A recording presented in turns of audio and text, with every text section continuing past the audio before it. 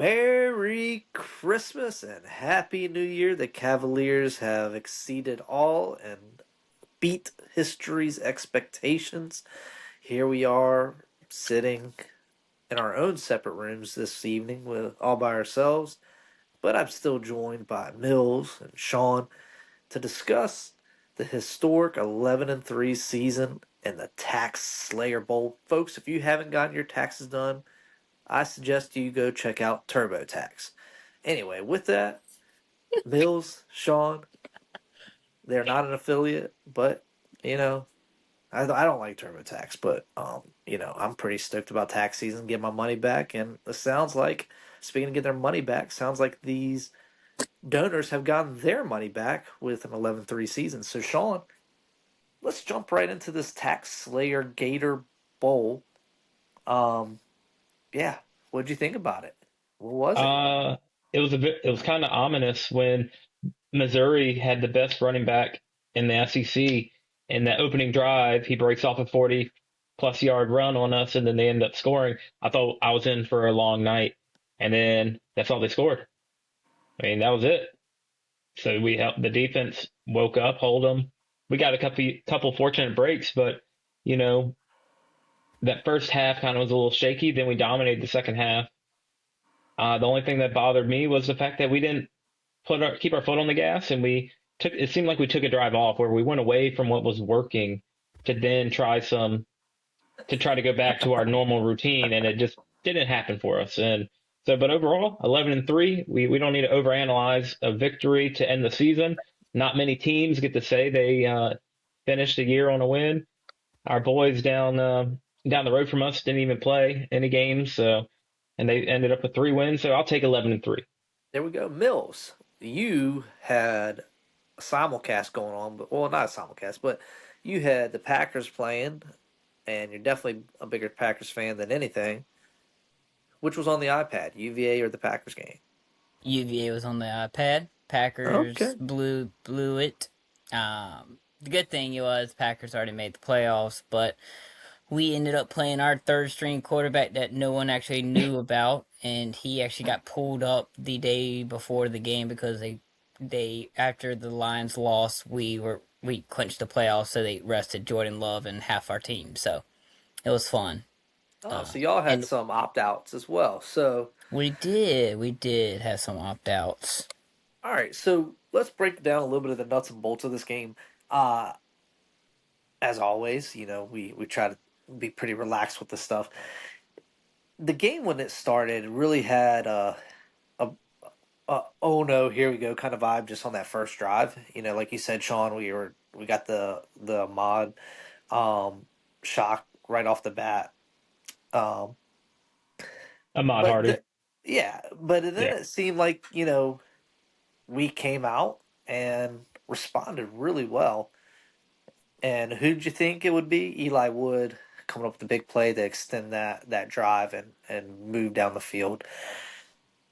Initial thoughts on just kind of the vibe with the game, like it seemed vastly different than the Duke game. Not necessarily obviously in the result, but just like the way the guys approached the game. And yeah, that's kind of how the vibe that I got. What about you guys? I I, felt I like mean, we go ahead, Mills. I just kind of like what y'all said.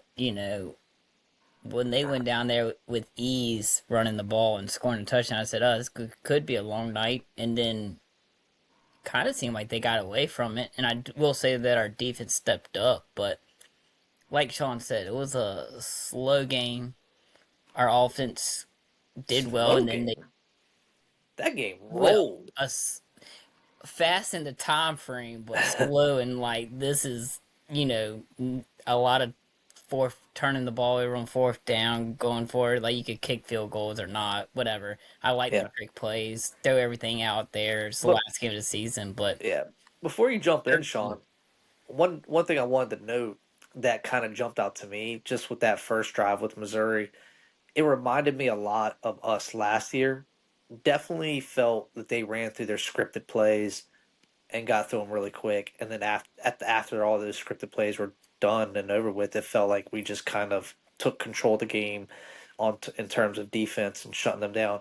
And I know there's a lot of talk about Prbula not being there and it being a different game. That's definitely 100% valid argument. But you got to remember that Prbula didn't start every single game this year. He did get injured. I want to say that this guy stepped in, if I recall correctly. Maybe I'm wrong. Um, and played a little bit already. So He was not good. I, He played in 3 games, so he well, wasn't completely that's fresh, but he was a true freshman backup. it's a valid point, but it's my point being it's not like we just it wasn't his first go. He shouldn't have those starting jitters that I mean it is first bowl, but you know what I mean. Like I'm not gonna give him like such an easy pass for him just being a true Well, freshman. no, not, and even the quarterback doesn't mean anything when you can hand the ball off to the best running back in the SEC. And I don't understand what Eli Drinkowitz was doing there. I don't know if they had a game plan um, to limit his reps because he sat like a lot. And like crucial third downs, they would pull him off the field. The biggest fourth down play of the game where the quarterback did that scramble and didn't get it, he wasn't on the field. He's your best running back, and they kept taking him off the field, and I don't understand it. Last play of the game, I don't even think he was in the game. So, They which I said mean, that's they he's got said to there was throw the some ball heat. there. They said that he got into the coach's face and got angry Yeah, and had. because they kept taking him out. You saw what he did the opening drive. I mean, my goodness, I just don't understand it from a coaching unless there was talks prior to because he is a sophomore, so it's not like he's going pro. Maybe he's looking to transfer. I don't know, but like run the kid. Hey, Like yeah, if hey, he's in the game, run him. you know, So to that point, Sean. I mean, we hear about players opting out so that they protect their health going into the NFL. Maybe Drinkowitz is looking out for himself.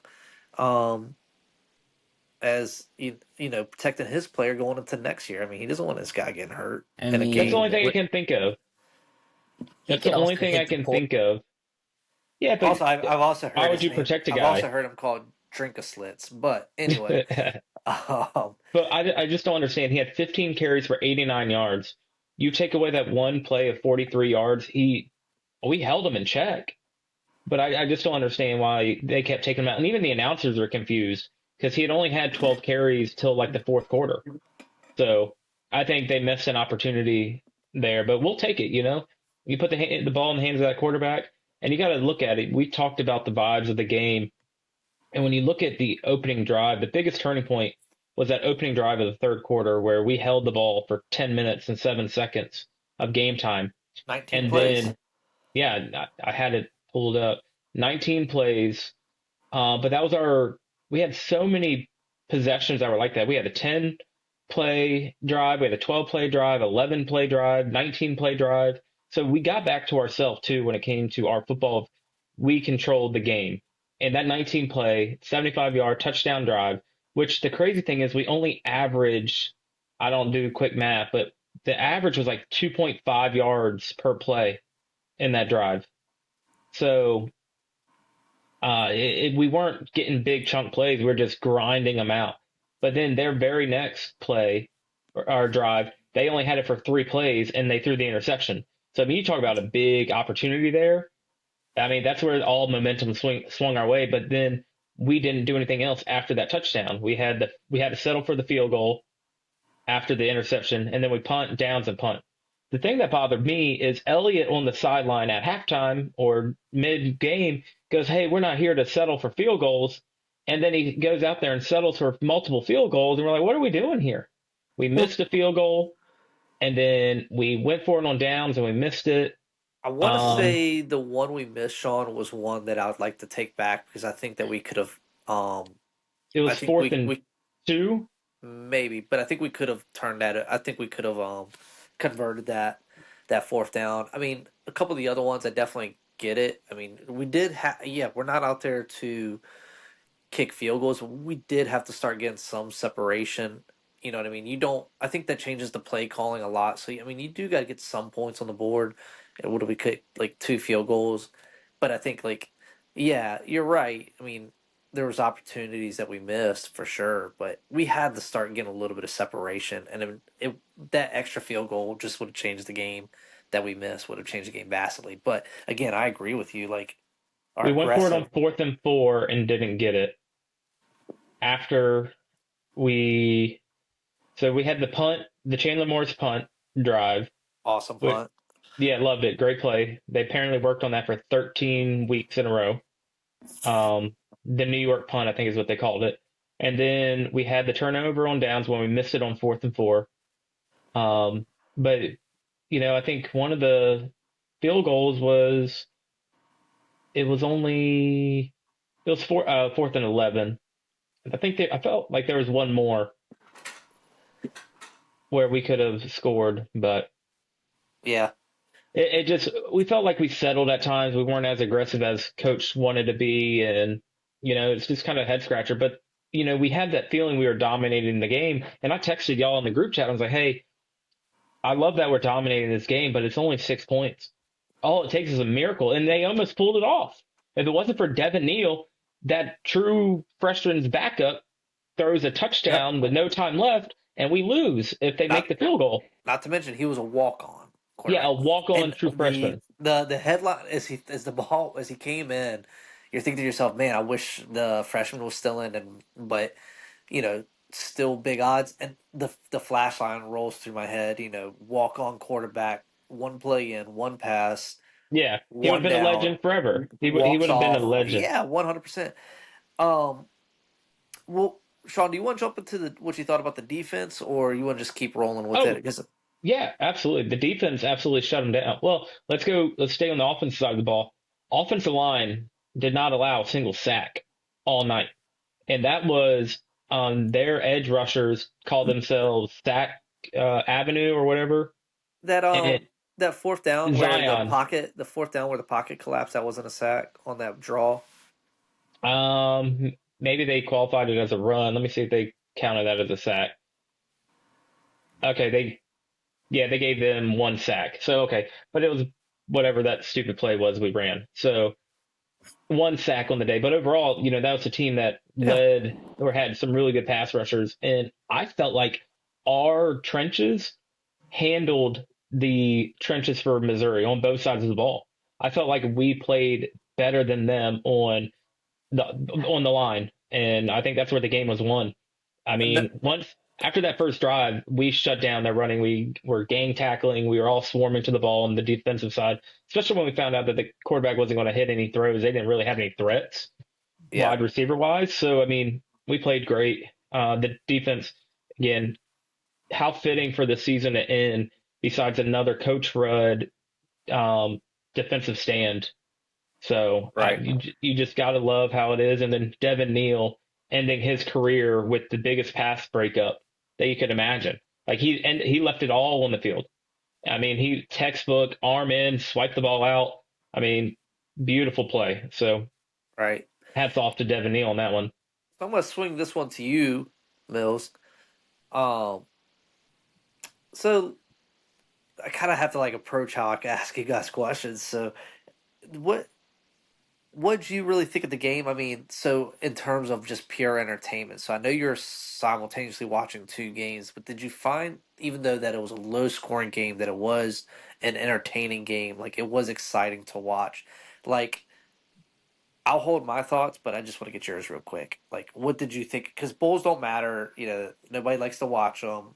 You know, but was that game prime time entertainment? No, but yes. Okay. No, for the fact it is like a bowl game and all the opt outs, but if this was like week 5, yeah, this would have been a fun game. Like a very entertaining matching up with an SEC school. Um, yes, this would have been. Because you got to remember, Missouri was close to making the playoff as well as we were.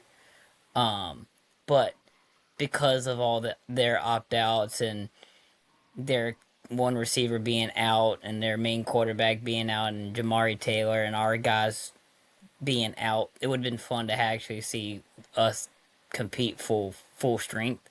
It would have been fun to see what Missouri's quarterback would have done. I'm not knocking the win. I mean, 11 wins is great. Like that's entertainment in itself. But the no is because it was such a low scoring game and very dry. It felt dry to me. So Sean, I know you got a different perspective because I'm just gonna let him rip a little bit, Mills, just for fun. You know what I mean? So Sean, I No, mean, I enjoyed it, and I will say there was a little bit more of a calming about the game. I wasn't on the edge of my seat, like, oh my God, this has every like. I was not on edge like I was against Duke. I was kind of more relaxed, you didn't really just care. Well, you cared about the I outcome. cared about the outcome because I wanted the 11th win, but win, lose, or draw, I knew the season was over. I was just excited to watch the last football game of the year. I mean, I woke up excited, ready to watch UVA football, and so I was tuned in the entire time. And yes, the bowl game situation, I love the bowl game. If I could have been there, I would have tried to go on there. Florida's not far of a drive. Um, I would for me, there was just like I said, there was a little bit of a different feeling, kind of more calming feeling about it, where you didn't have to. I wasn't stressing about it, but I definitely enjoyed the game, and it felt like a playoff atmosphere. It didn't feel like a just a game that didn't matter. Because if you looked on the field, those players were getting after it. They weren't just, hey, shaking hands and, hey, where are we going to go after this? No, they were fighting on the field. It was getting chippy. So there was a lot in the game. And I think everybody who played very much took it seriously, and there was no slouch. So, and Missouri's not a slouch team. Again, like Mill said, they were fringe contender. They lost to Alabama by one score. So, I mean, they had a tough slate. They had a tough stretch in the back half that cost them the playoffs for them. So yeah, it's a tough. They are a tough team, and it's good to get a win over an SEC program too. To put another little feather in the cap, it's not like we went out there and beat ECU or a lower Sun Belt team. Sorry, Mills. Like we went out there and beat a Power Four conference team, arguably the best conference in football. So I'll take it. I liked it, and I it's don't a know good the way to go end the year. Big Ten's won the last two national championships. They might be the powerhouse conference now. I mean, Yeah, there's been a lot of talks or a lot of I think I sent y'all that chart of the breakdown of the wins. I think we're 4-4. The ACC's 4-4 in their bowl game wins, and maybe the SEC's like 2-4. I'd have to pull that picture up, and then They obviously I just think no, Big Ten they're 2-5 now. Tennessee just got walked off by Illinois. 2-5. So um yeah, back to what trying to think real quick, gather my thoughts. But when what I thought about the game, and like it's hard to me. It was a very entertaining game. It was one of the most, but you also have to understand like we're watching it as UVA fans, so it's going to definitely be entertaining and stuff like that. So the low score really didn't bother me because I think there was just a lot of plays throughout the game that UVA executed that made the game exciting, in my opinion. So like we were we had the pleasure of watching 10 minutes of UVA offense really execute. We got to see a interception. We got to see them shut down their quarterback. Um, you know what I mean? And you just to me, it was an exciting game, and even the announcers actually gave them credit. I guess it's their job, and we don't always agree with them, but I mean for 13-7, I mean it was a pretty good game to me. Um, it's pretty amazing how UVA played bad and good at the same time. It's like they had key plays where they just didn't execute, whether it was a muffed ball off your face, you know what I mean, or Mills, come on, like, JMU, pick it up. Hey, God, look, it Sean, happens. look, take it back. The services he provided throughout the entire year. I mean, what have you done for me lately? It's been a long time since he ran that punt back. So they started Hey, kicking away from him. But yeah, I mean, that's that. But I'd just say like overall, the game was really exciting. I'm really glad we won, and I think again, I don't want to like necessarily say to Mills's point that we played the best Missouri team, but we didn't play a bad Missouri team. We didn't play a bad, and I don't. We proved that. You always ask like, how would we do in the SEC? And I don't. I think that's a good question, but I mean, I think that we showed that we would be competitive. We have a competitive team that and I told you that Mills too that there is a bias. There truly is a bias. You know what I Oh mean yeah, in I terms mean, of even Deuce said it. I mean, it all matters what your helmet sticker. It's the eh, bias only what your helmet sticker is. and the bye. Hey Sean, the bye week continues. The bye week streak continues, right? So, Yeah, um, undefeated off a bye. the super bye week. But I think you that was got any? crucial too. I'll say one thing else about this game. I think we definitely emptied the bag. We were texting each other during that first opening drive, like, what is Dez doing? But I want y'all to me, I felt like Chandler looked better in this game because we went pass first more so than run first because you had to get away from that offensive front. But I mean, let's see, he threw the ball 38 times. I want to say that was probably a high, like one of the highs for the entire year. And so I think that was good to see. I think Chandler Morris's best is when he can throw the ball more than run it. So I think that played into our style a little bit too, because he was what got him the MVP honors of this game wasn't the fact that he was just a quarterback. He was 10 for 10 on third downs passing. Oh, I don't think he should have been the MVP, Sean. I understand there we didn't have anybody that really stood out to be MVP, but when you I look at could the name stat, I could name I mean, two guys off the bat. yeah, I think Eli would have been a good candidate for it. Or really, if you wanted to go with Carnley, who got the interception, but I was gonna say Devin Neal, or honestly. Devin Neal, yes. I mean, he had. Oh, I He led clicked the out of team in that one. tackles and he had the big pass breakup to win the game. Yeah, he had 11 total tackles and one pass breakup. But we had no one on the other side with sack. We had one sack or tackle for loss, two tackles for loss, one interception, only three pass breakups, and five quarterback hurries. So overall, not a whole lot there. But when you look at again, what I wish if I could pull it up, the third down was the biggest thing. So third down conversions, we were 13 for 23. But when he threw the ball on third down, he was 10 for 10. And that was the Right. biggest thing. And even fourth down, he was or we were 2 for 4 on that. So I guess that's what they gave it to him. He was a game manager. He was a very effective game manager. He didn't throw the ball in trouble. So, and Sure. it cost him because he threw it too far out of trouble one time. So, All right, I got a couple more questions just about Missouri Mills. I wanted to ask you. So we had Taylor sit out, obviously. Um, I think collectively, I would just say off the top of my head, we were over 100. I know we were over about 110 rushing yards. Sean, I mean, you could probably pull my exact number up, but I believe Watley had around 64 and Zay had about 40 some, give or take. Do you feel like I don't feel like we really skipped a beat running the ball, and I feel like that's a testament to our offensive line. I don't really. I was just curious of what you thought. How much of a numerical difference, or would you have seen if Taylor had played this game? Like, what would be the big difference you would have seen there? Do I you think feel like we would have given him the ball more.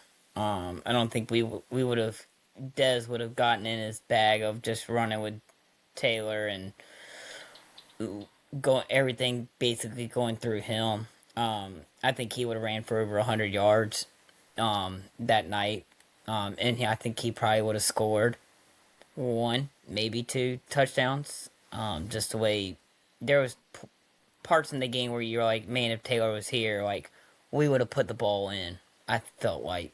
Um, I, I don't think we were in those types of situations though where we got held up that bad. You know what I mean? Like we weren't I on the think goal if those line. fourth down calls, like you said, that we could have gone for, I think if Taylor was in there, it'd have been more comfortable Wildcat formation. Oh, Him we the did ball and we did the we direct did snap convert our still. fourth downs pretty well when we did do it. I mean, other than that one play, which I think was like a bad play call or just poor execution, I think we should have just handed the ball off and run it right there. And I just want to give Whaley. I think Whaley is a really good running back. I felt like that the entire year. Like I felt you never want anybody to get hurt, he's but it did definitely a feel north and south kind of guy. He's definitely a bruiser. you could tell that those fumbles earlier in the year kind of routed him up a little bit. Like he definitely Yeah, was looking to hold the ball tight. He has a different running style. Obviously, he doesn't like bounce and cut. I don't think as much as he does, but I mean, I think he's a really good running back. And if you look at his career numbers, like he's a stud running back. Did you have Is he any? Did done? you? Yeah, he's done. Did you? What did you think of Zay as the freshman? As a freshman running back, Pretty good. I a mean, lot of if promise there. he's as long as he stays pretty promising, I think he'd be kind of like a good fill in the shoes of Wally, get another lead back. Like if they're talking about, everyone's talking about that Tennessee kid coming. Clearly, he'll be probably the lead back, and then have Zay behind him. Yeah, I mean, it'd be a good 1-2 punch. Sean, anything to add? I'm going to say I don't think we missed Taylor as much as I thought we would. I think Harrison ran the ball effectively, and then, like you said, we had Zay come in and run the ball really well. So if Let you me take ask away, y'all. hold on. If you take away that one loss by Chandler, we still gained 126 yards on the ground against Missouri, who, as a season, only gave up 103 yards on average. So that ranks them in one of the top defenses in the country. So that front was huge. We carried them beyond their average. So I don't think that Taylor he might have had a little bit more speed on Whaley, but I think Whaley and Zay was still a good enough 1-2 punch to get it done. It was more so the blocking up front was tougher in this game because of the front. So I'm still salty that Jamar didn't play. I was Um, gonna ask I, you. I, That was my question. Are y'all upset that he didn't play? I, I don't agree with it holding out until the day before or the day of to make your decision. And also, I don't see him projected high enough in the NFL draft that missing this game would have been a difference maker. I Like I understand he's I been think brittle. he. He's I had think they some. I think the knew. decision was made much earlier Yeah, I think they knew than for we about a really know week. I about. think they just didn't tell anybody because I he guess it they didn't didn't look like have he to. traveled. Yeah, But I mean, they're I'm not. I don't know. I'm so like you look at it as a fan, you look at it as them, so like who's there's not necessarily a right or wrong of what he did. Um, He made a Yeah, I don't think business it's right or decision. wrong. I think it's more so as a fan. I'm not a fan of people sitting out bowl games. If he was projected first round draft pick, sure, sit out the game, go relax. I can understand a little bit. He's preparing for the draft, and he's had a few instances where he's been hurt and he's played hurt for us. But man, I would have loved to see him just cap off a good season, even if he came in, ran the ball a couple drives, and then sat out. Get like a standing ovation or just bow out. I'm fine with that because it gave Zay Davis a chance to shine. I mean, But you gotta put yourself in his cleats, Sean. I mean, I like what happens if he goes to the draft and he blows out his knee and he never plays football again? He might look back and say, "Man, I wish I would have played in that bowl game." maybe, but I think like you're imagine like you're right. I mean, I listened to Ball Hog today, and I mean, I guess he made some good points, and I think like if you, it's not necessarily 100% about the fans. As a fan, like he said, like you have the right to be bummed out and like kind of maybe you know be defensive about it, but at the same time, like if you're in his shoes and you've got that dream job right in front of you, and you know You're not that gonna risk it on a game you're that not gonna doesn't risk matter. it. And I'm not even gonna say like on a useless bowl game. I will say this though. The one thing that bothers me probably the most is that my understanding is Trell was there despite his injury. I mean that's why he didn't play. But I do think that him not being there does bother me. Um, and I know you could say that, hey, maybe we don't really know what the inner workings are of that, but if he was able to go, like if the team was going to allow him to go, then I really do think he should have been there. And I don't, I'd imagine that today that the players, the locker room probably weren't upset with him not playing. Well, You know Deuce what I mean? said that when it comes to postseason, everybody gets to travel, so no one gets left home. So Yeah. everybody So don't has you the think that's I think kind of opportunity weird to. that he wasn't there to support his team from the I is sidelines? it mean, confirmed he wasn't there, or are we just saying we weren't able to pinpoint him on the sideline? he posted on Instagram like at his house with his dog during the game. Uh, Like everybody was like, "Oh, he's not there," and then no one could maybe find him. maybe that was a coaching decision. Like, hey, if you're not going to play, you can just go home. I don't think that would be. I don't think that was the case. I don't think that's Well, the because I feel case. I like don't think. if he didn't travel, they would have known he was not playing, right? That would be my thought. Well, So he wasn't available for any of the media during the Gator Bowl. That was odd. That's when it all started leaking that he's not here. He wasn't available for any of the media stuff. That's when it started trickling down that he might not play. Yeah, I again, like I said, I think I don't I mind don't know it. the I specifics, don't. so I'm I not maybe I upset can't. But I about think it. that you got to go to. No, but I'm just saying, like Mills, like you can, you're gonna write, like you can't. Okay, you're gonna guy, you finally get me to give the guy a pass for skipping the game, and now like you're gonna. What's the reason why you can't go to the game? You want to stay at home? I no, I agree You know with what I mean? that. I am 100% with you. Like not being there is kind of a bad look, but him not playing, I'm okay with the business decision. You want to be 100% ready for the combine and your pro day, and he's gonna have his pro day at UVA, and all eyes will be on him. And I understand what you're saying. I do think it's more salty that he wasn't there supporting the guys on the sideline. Being seen and like hyping up like Zay, but like we don't know that conversation. That's also true as well. Like I said, but I'm gonna stick to my fan perspective and be like, look, dude, you got to play those games, and I don't, that's just what it is. because But what kind of going on what you were saying, Ben, or like with NIL, these kids need like not to take us too far off the rabbit hole, but if it's in your NIL that you're going to play for the University of Virginia, that means you play every single game that the University of Virginia is a part of. And that's what kind of bothers me. We're paying these kids now, and it's like, oh, now they're getting paid to not work. That it's frustrating. And I understand the balance. Again, like this all started like 5 years ago. This wasn't a thing back in the day. People played in the bowl games, and then it started slowly trickling out. Now you got a laundry list of people who are sitting out for any reason. But I agree with you. He should have been there to support the team, regardless if he was going to play or not. And especially in NIL era, if he got any money, he should have to forfeit a game check or the equivalency of a game check for not playing, or that should be in contracts moving forward to eliminate this overall. But I wish we would have probably had that conversation a little later, but because I want to kind of end on a high note. Just with as we put a bow on this Missouri game. Um, what was one play that really stood out to you that got you excited? What made you jump off the couch? I only want one. Let's do this real quick. You don't have to go into a lot of depth because I want to move on. So what's one play that really got you off the couch? I'll take the bait first. I think one of the The most bait. I think one of the plays that kind of caught me off guard was the 4th and 4 punt. I think Ben was probably going to go with that one. I had to rewind it Nope. back to watch what happened. I was like, oh, we're going with the punt there. I thought that was, you know, you talk about emptying the bag. They truly did empty the bag, especially with pulling that one out of the hat. So something that caught me off guard and made me rewind to see actually what happened. Yeah, that was the play for me. What Mills? If you need time to think, I'll Um, go. But I don't want to steal yours just in case it's the same. you go.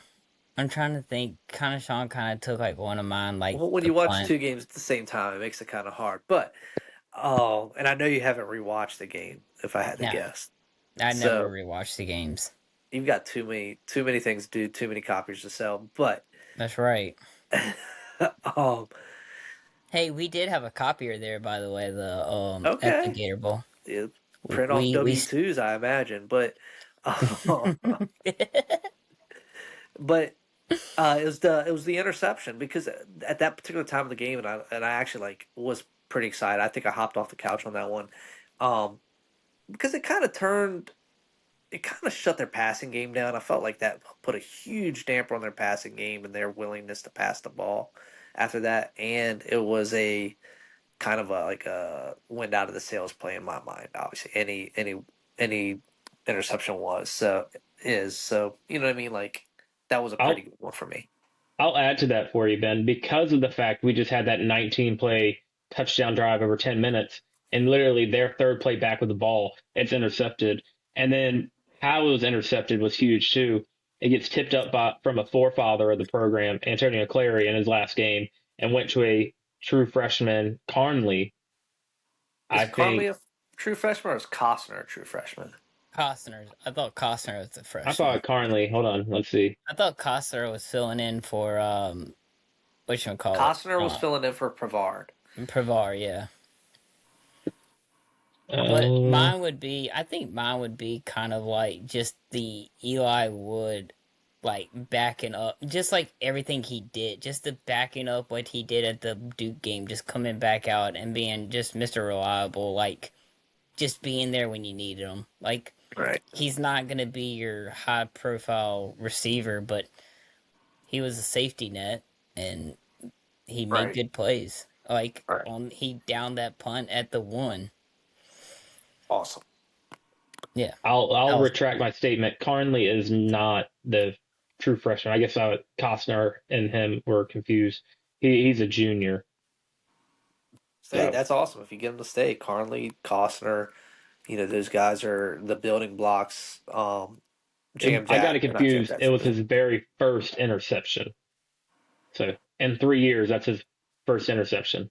yeah, definitely Mills, Eli Wood, definitely. I mean, you saw him break some ankles out there. Like, what'd you think? Like that first play where he rips off that his first catch where he rips off that huge for like run. Like, 40 what was yards, he? I think it was a whatever, screen pass, and Tunnel and then come screen. across you the got to see middle. some awesome, some awesome jukes there.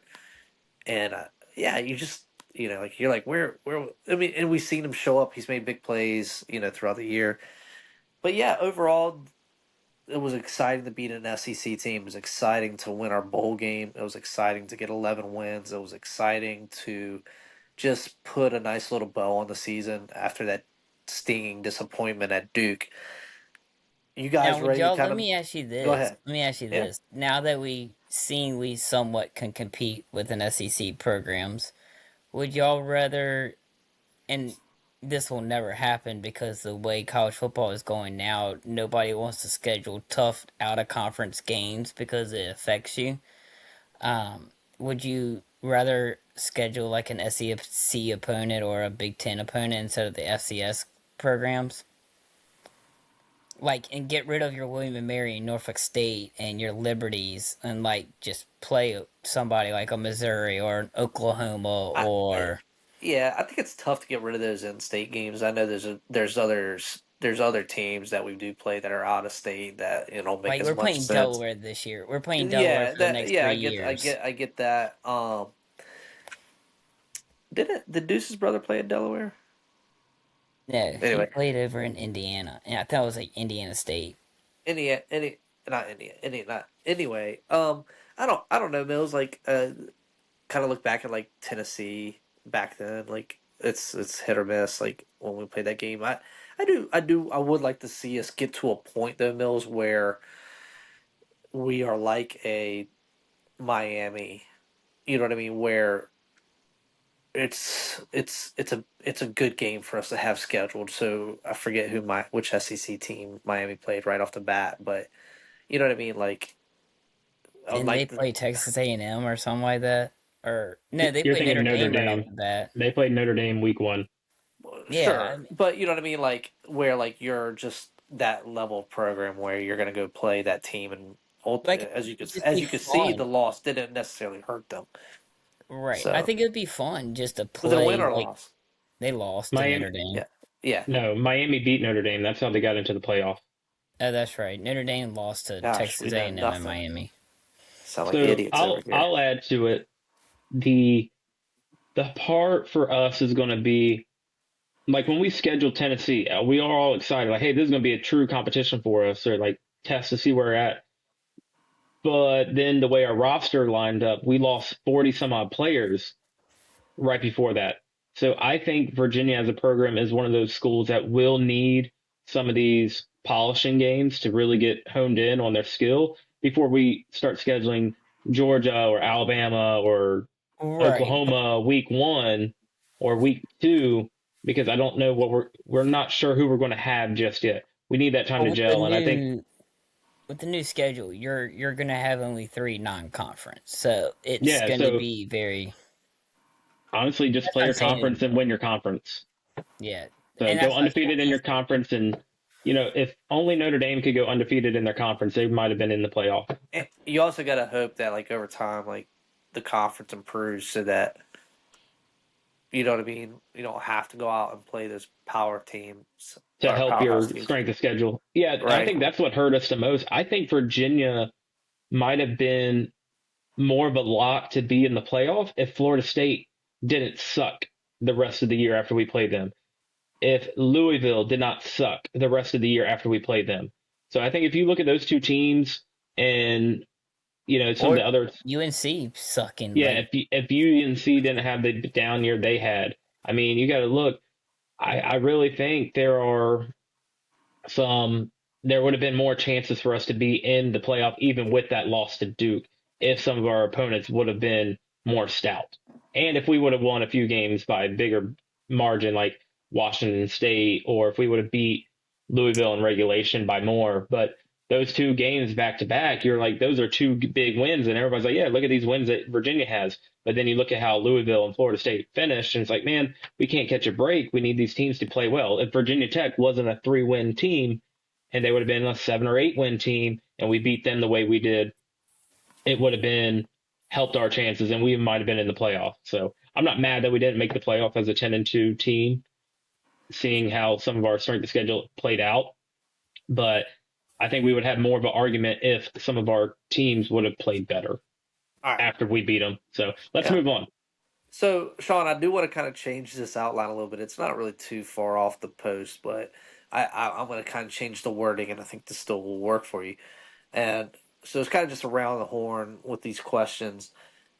What offensive player did you enjoy watching the most this year? So, as opposed to like offensive player of the year, what offensive player did you enjoy the most this year? Anyone with me first? I don't care. Mills, you want to take a Um, shot at it? I think you got to say Jamar Taylor was hmm. that offensive player. I mean, it's easy to pick him, right? Our first 1,000-yard rusher in a while. Just he had some very electric stuff when he was making plays. Um, yeah, I would have to say Jamar. I think you know he made a lot of plays for us, and seeing him, it's yeah. I'm just going to keep it at that. I like Jamar Taylor, like watching him play, and to see that we had a guy that was almost. I think he was in the top 5, top 10 and then country for rushing touchdowns. Mills, do you have an offensive player that you really enjoyed watching this year? No, I'll pick someone different. I think Edrin.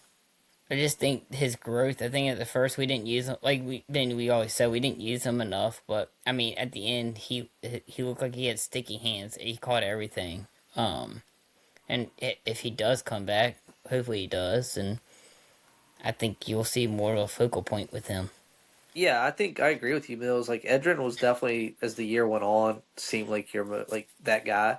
So hopefully he does come back. I do think out of all the wide receivers that he's got the most pro ready build and Facts. has probably the highest ceiling in my opinion. You know, and if you kind of go back and you look at the season and some of those drives that we had to make, those 2 minute huddle type of, those 2 minute drill type of drives that we had, like who was the guy catching the ball, you know, making those big catches, and I feel like it was him. When I go back and look at it, so he was definitely really exciting to watch. I think in terms of like exciting to watch, like yeah, I mean that muffed punt really does leave a sour taste in your mouth. But in terms of like Cam Ross was really exciting to watch this year, like because there were times where that when he got the ball, he made some awesome plays in terms of just jukes and his you got to see his speed and everything like that. I mean, he was definitely some games he was the X factor and while we won games and stuff like that. So yeah, I think that kind of I just was trying to take a different guy. You know what I mean? Obviously, it was fun to Yeah. watch. It was fun to watch Taylor, and it was fun to do what he did and just be so consistent when you would hand the ball off to him and get those Right. yards, and for us to have a 997-yard regular season rusher was a pretty good feeling. But was it 997 yards regular season? 999. 990. It was It was 1 yard For who? for For Taylor. Jamari in the regular season. I think he was like 1 or 2 yards. Dude, they should just like go back and Oh, watch enough regular. film. The regular season, yes, He had 1,062 all-purpose yards. and Um, all-purpose yards. yeah, Yeah, I'm scrolling back up to rushing. So he had in all 13 games. Well, I guess technically he didn't play the last one.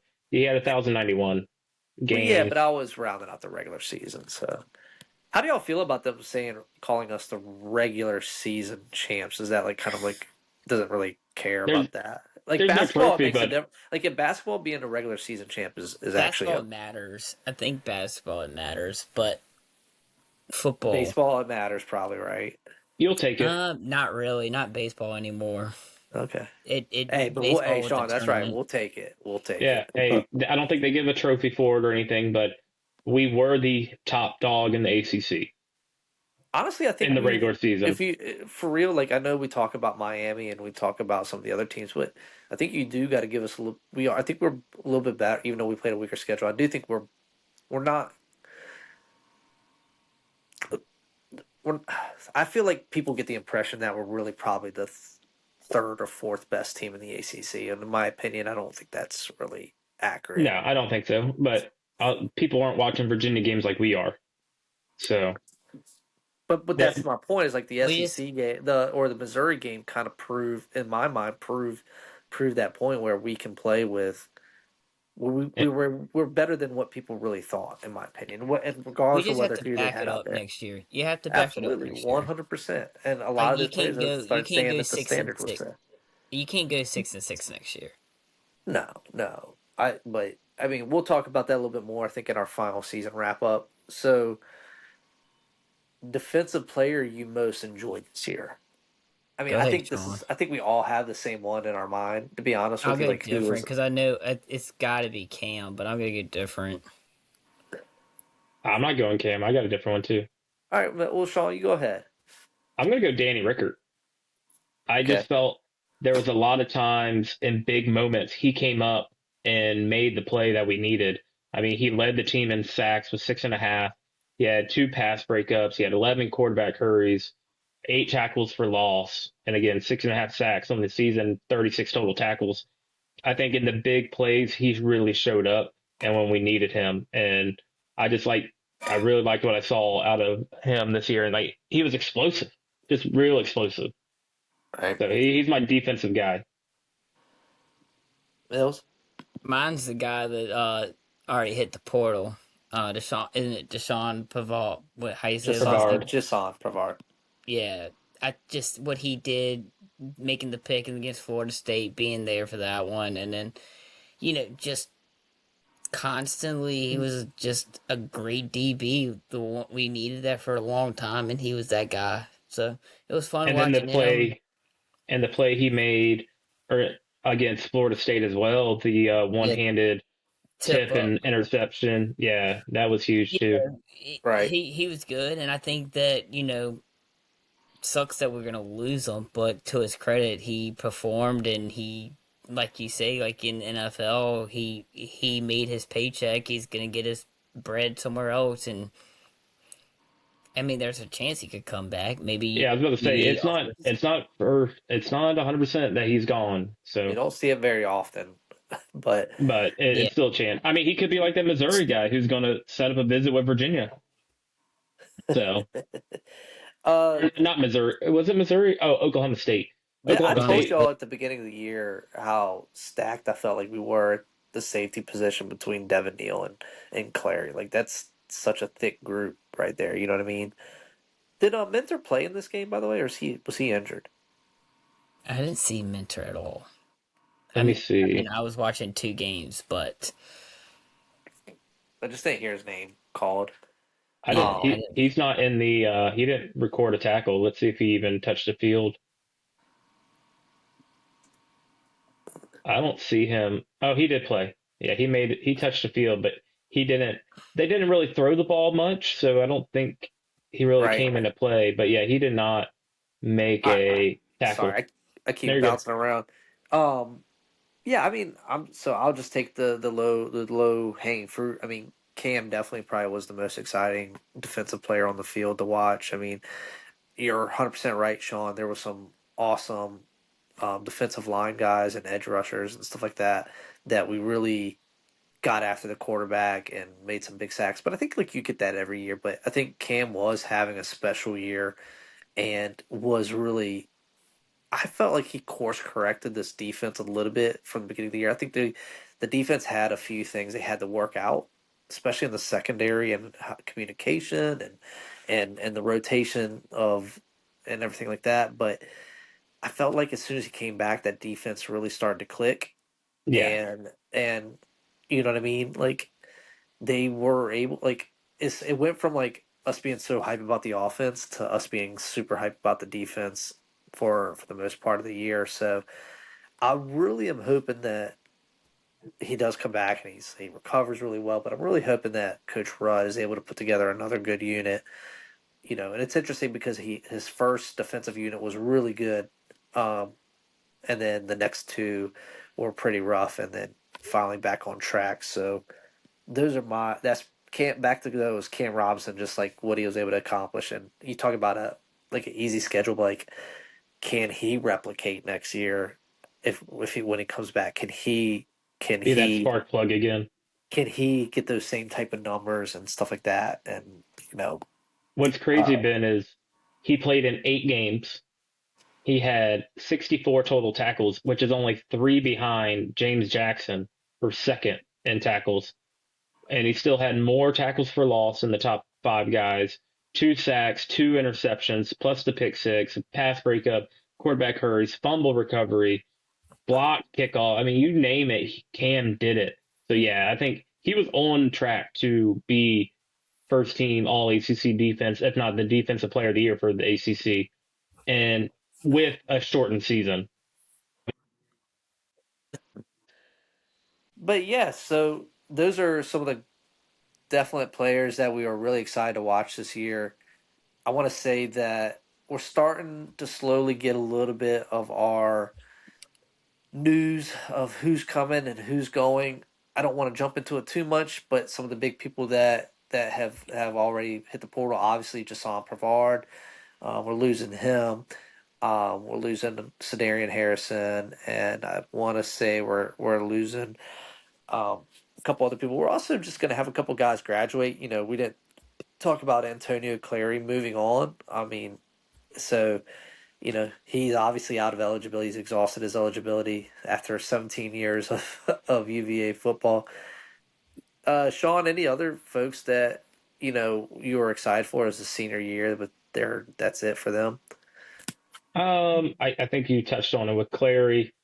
He was one to really that I liked.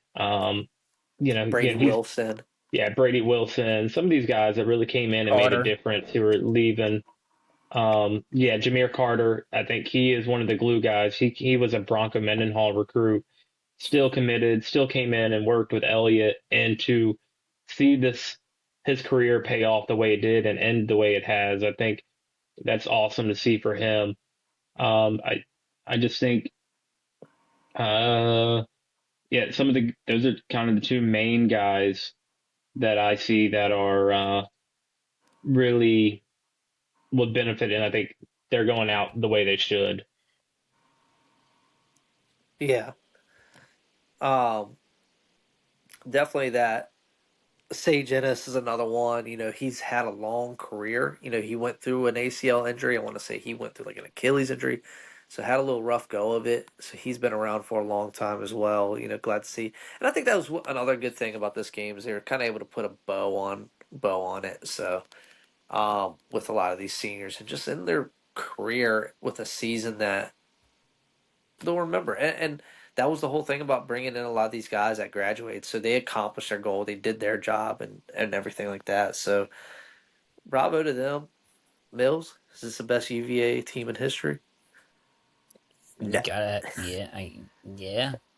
Yeah, I know. No, that's a definitely a debate for another day. That'd probably be a fun one to get the the to get Deuce from 434 podcast, the 434 defense podcast, and even the Cavalier Connection guys. Maybe that would be a good, fun roundtable to have everyone on just to talk about historic UVA football teams. I'll probably get smoked on that because my knowledge is I very mean is deep. that 95 team was Hey, really save it, special. can it? Save it for maybe that one. But so, what's been so interesting about this football season? It's been so consuming and so exciting that we haven't really even paid attention. This time last year and the years prior, like we're just so focused on basketball at this point, wouldn't you say? So yeah, I mean basketball is off and cooking. What's the record? 11-1 currently. Yeah. 11-1, 6 game win streak, undefeated at home. Are y'all surprised at our record? Again, I think you look at what we did in the portal, and I just don't see how we could have been as bad as the last two Right. years. So you had that optimism, but then after seeing how they played, I think the Texas game was really the game that's like, okay, yeah, this team is legit. I mean, you look at some of these other schools, yeah, they won close games like um when they went to the tournament in West Virginia, they played some tough competition, but there was nothing like the Texas game where we went to Texas and beat the brakes off of them at their home court. So I think that's when I was like, okay, this team is legit. And so we'll see how we fare when we start ACC play, which for us will be tomorrow night, but for those listening, it'll be last night when we play Virginia Tech. Yeah, I think the biggest surprise, and I think you'll agree with maybe Mills will agree with me, but the biggest surprise is probably the way that we've won, the way we're winning, then the margin, how actually good we are on paper currently. So Mills, with that kind of perspective, like roughly off the top of your head, how are we looking at Ken Palm this year so far? I mean, we're Sean's like, 20 "Ugh." I mean, we're 23rd in the net rankings. So I'm not worried about making the tournament. I think we go. Just remember, we're five games away from passing Ron winning games at UVA. Ron's So winning. But I want Ron, to make a point, and the reason why I brought it up, Sean, is because there's just a huge jump in our numbers in terms of Only two there's just a games. huge jump. I mean, like that's the point I'm trying to make is that there's a last year big we jump in we terms hovered of around the efficient. hundreds. Last year we were around the 100, and now we're in the top 25. So the big game against Tech's going to be missing one of their starters, so that's going to be interesting. He's out, but we Hey, also have Ron is part of a White's 10-2 Baylor team right now. So Ben, he don't have that head coaching title though. he's got to be assistant to the head coach. Well, it sounds like NCAA may be course correcting. I think with Or all they that never, stuff. it sounded like they never agreed to it, and that was all hearsay. Everyone's saying that dude's backtracking. They're taking so much heat and flack for it. When Coach I don't know. Calipari's calling him out, Everybody's Yeah. called him out. Everybody called him out. Right. Yeah. So really excited. Our first ACC game. You mentioned it, Sean. Big tough one we got coming up, and I think they have a couple players that may be coming. I think Lawal may be coming back for them, and I guess the Greek he's gonna freakish play. Apparently, he had the flu. He is had the flu. He had the flu and he was out, but yeah, he's he's been out playing. since the 14th. So I mean, yeah, But how bad about euro, this? I guess, but You could give Tech one last loss in 2025 I think that that would be the fitting way to end 2025 as another Tech beatdown, two times in at 1 month Tech. At at Tech, Tech too. I hey, I mean, bet you Franklin gives a little historically, pep rally speech before the game. I won't be game sold surprised. out. a, a, the we have a tendency to split with Tech year in and year out. Typically, the home team wins, so we'll Yeah. We hopefully So we split can with break them the that last five trend. years. biggest bummer is Jakari's out. I'm Don't okay pull with on that that. hair too Just keep much, them Mills. out. Just keep them out. Um, He dunked so hard he broke his own wrist. What are you saying, yeah, Ben? Mills, winter sports. Any Kind of updates? quiet. Let's see, that's The pretty quiet. only It's starting the to, well, we're in the the holiday only period, so the only thing that's like really not surprising at all is women's swim is number one. They've been number one for the last 7 years.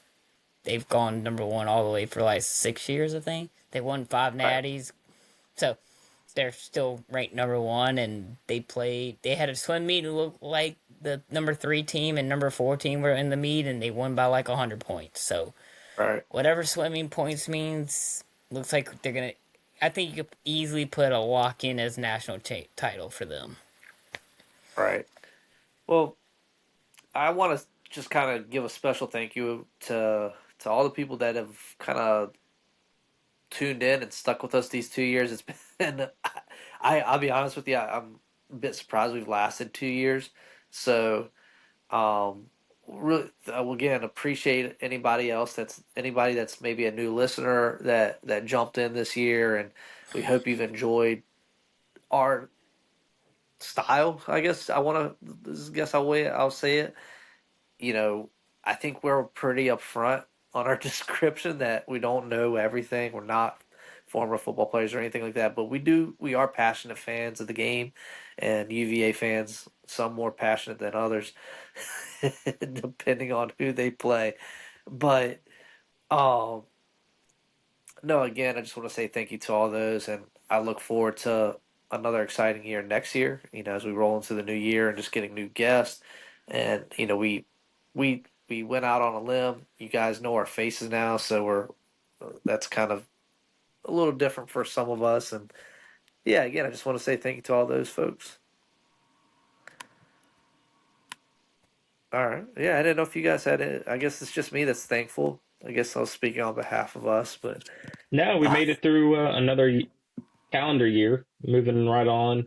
Made it I out of fall want to sports. say, Sean, is this 40th episode or not? Yeah, I think we're. This could be episode 40. Let's see. Have you? To answer your question, we are at 40 episodes already. So this is episode 41. Well, that's awesome. Folks, if you're following us on Twitter or excuse me, X, I apologize for our lack of content lately. Mills, you are retweeting stuff, right? No, I've dropped the Oh ball. man, this is an I've exciting part of the football season. So if we're gonna do better, so follow us at Cardiac Who's on X and subscribe, Spotify, YouTube. Go check out some of our friends at 434 Defense Podcast on YouTube. I guess you can find them on TikTok as well. Um, go check out our guys, Cavalier Connection. They do great stuff too, and check out your other big pods because it's a community, man, for real. And with that, Hold on, we're I got gonna. one. As your stat guy, here we go. From uh Spotify, we're up 74% in audience from last year. We have 272% total new audience. We are oh up 166% in followers, and we are up 55% in total listening time.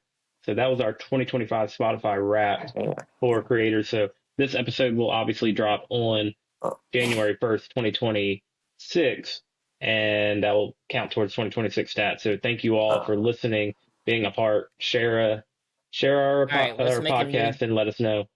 let's make a sounds like new Scott bet. Stadium attendance went up, and so did. All right, Ben, let's Our make a attendance. new Go ahead, Mills. projection.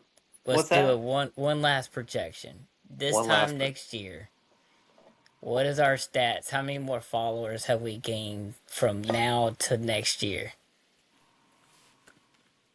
Basketball season, I think, is hard to get pull in people. So You gotta at least nobody. say just say a number. He said we gained like 200 some odd followers or something. 200, we're up 200%.